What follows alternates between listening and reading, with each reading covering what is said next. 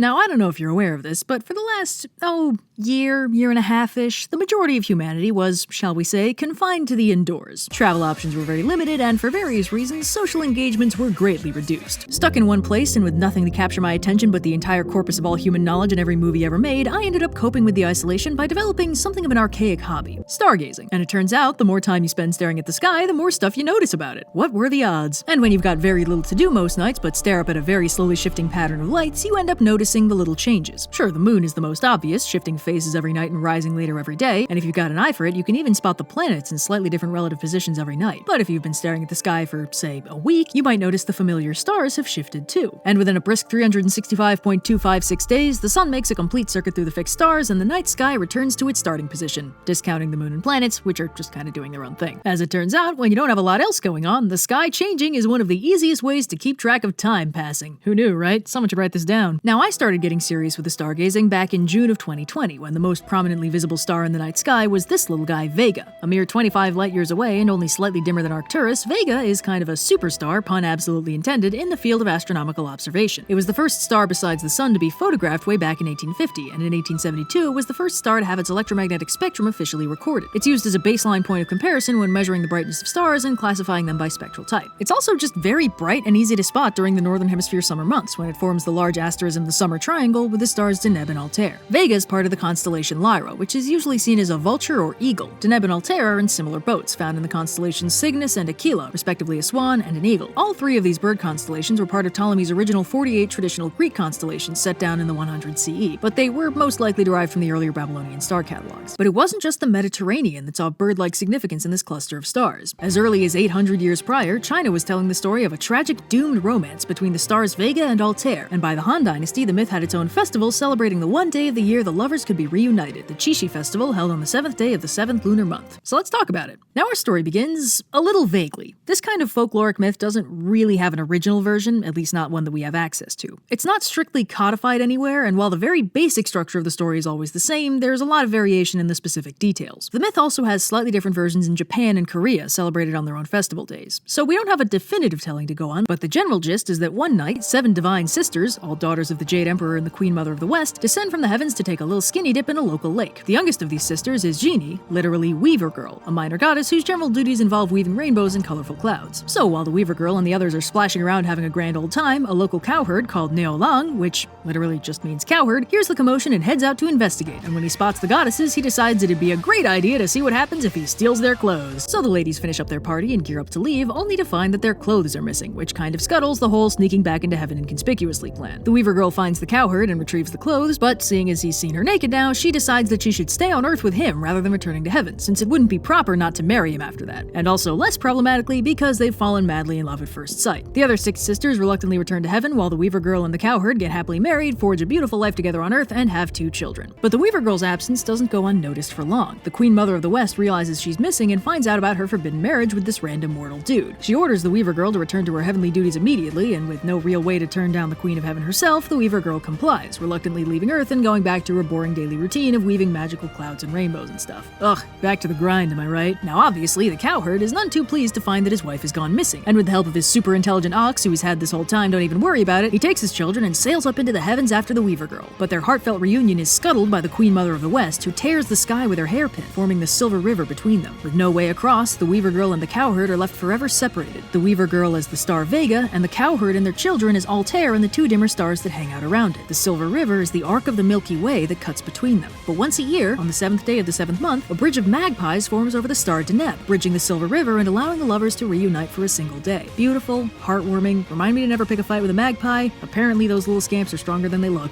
You say, go slow, I fall behind.